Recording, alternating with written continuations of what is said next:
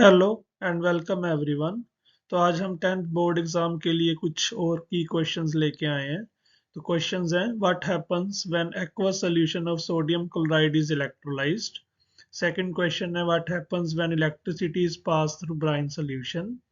Third है, how will you prepare sodium hydroxide. And fourth है, identify the gases produced in the chlor alkali process.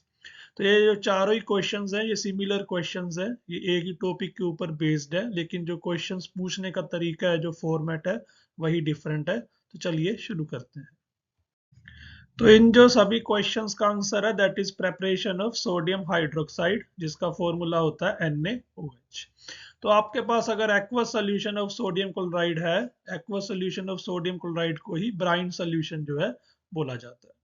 तो sodium chloride का formula होता है NaCl।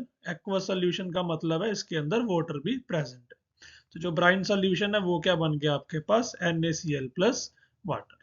तो जब आप NaCl प्लस वाटर के अंदर इलेक्ट्रिसिटी पास करोगे तो क्या बनेगा, NaOH that is sodium hydroxide plus hydrogen gas plus chlorine gas. और ये जो सारी रिएक्शन है, ये सारी प्रोसेस है, इसी प्रोसेस को जो है क्लोर एल्कली प्रोसेस बोला जाता है। लेकिन इस प्रोसेस में जो ये इलेक्ट्रिसिटी है, इसका बहुत इंपॉर्टेंट रोल होता है, जिसको हम आगे डिस्कस करेंगे। तो इसका मतलब जो हमारे पहले दो तीन क्वेश्चंस है उसके आंसर है कि NaCl प्लस वाटर, जिसको ब्राइन सोल्यूशन बोला जाता है, अगर इलेक्ट्रिसिटी पास करोगे तो NaOH की प्रेपरेशन होगी। गैसेस कौन कौन सी निकलेंगी, hydrogen gas and chlorine gas. तो जो इस रिएक्शन में रोल ऑफ इलेक्ट्रिसिटी बहुत इंपॉर्टेंट है, क्योंकि जब आप इलेक्ट्रिसिटी पास करोगे तभी आपको हाइड्रोजन और क्लोरीन गैस जो है मिलेगी। तो मैंने यहाँ पे शो किया कि अगर आप इलेक्ट्रिसिटी पास नहीं कराओगे तो ये क्या बनेगा, ये बन जाएगा सिंपली हाइड्रोलाइसिस ऑफ सोल्ट। कि आपने एक सोल्ट लिया NaCl और उसके अंदर सिंपली वाटर जो है ऐड कर दिया बिना इलेक्ट्रिसिटी के।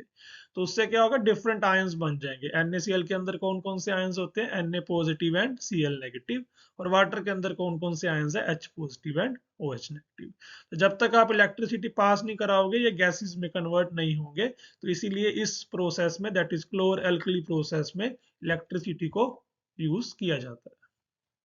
तो जैसे ही आप इलेक्ट्रिसिटी पास करवाओगे तो आपके पास दो इलेक्ट्रोड्स हैं, एक कैथोड है जिसके ऊपर नेगेटिव चार्ज होता है, और जो दूसरा है वो एनोड है, उसके ऊपर पॉजिटिव चार्ज होता है। तो जो कैथोड होता है उसके ऊपर रिडक्शन होती है, और जो एनोड है उसके ऊपर ऑक्सीडेशन होती है। रिडक्शन होती है गेन ऑफ इलेक्ट्रॉन्स, और ऑक्सीडेशन होती है लॉस ऑफ इलेक्ट्रॉन्स।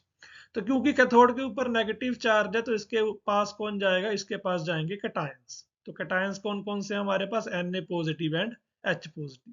तो इन दोनों कैटायंस में कंपटीशन है कि कौन यहाँ पे जाएगा और रिडक्शन करेगा।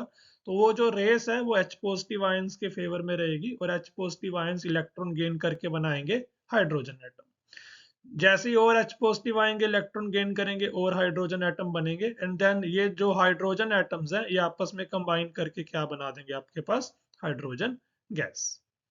सिमिलरली जो एनोड होता है उसके ऊपर चार्ज होता है पॉजिटिव चार्ज। तो पॉजिटिव चार्ज है तो इसके पास कौन जाएंगे, एनायंस। कौन कौन से एनायंस है, OH negative and Cl negative. तो अगेन यहाँ पे भी कंपटीशन होगा, और जो कंपटीशन जो है Cl नेगेटिव के फेवर में जाता है। Cl नेगेटिव यहाँ पे पहुंचेगा और करेगा ऑक्सीडेशन। ऑक्सीडेशन क्या होती है, लॉस ऑफ इलेक्ट्रॉन। तो Cl नेगेटिव एक इलेक्ट्रॉन लूज करेगा और बना देगा क्लोरीन एटम।